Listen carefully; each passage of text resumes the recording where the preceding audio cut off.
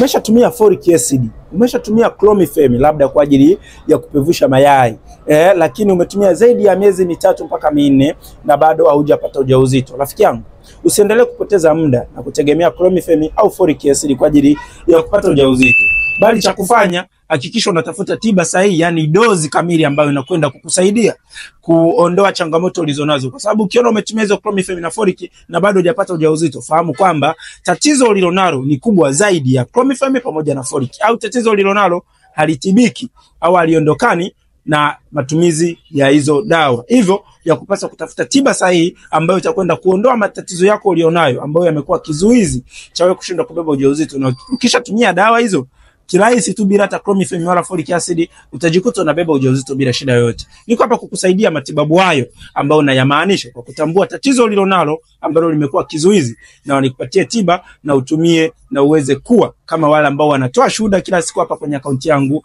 kwamba wamefanikiwa kubeba ujauzito. Karibu.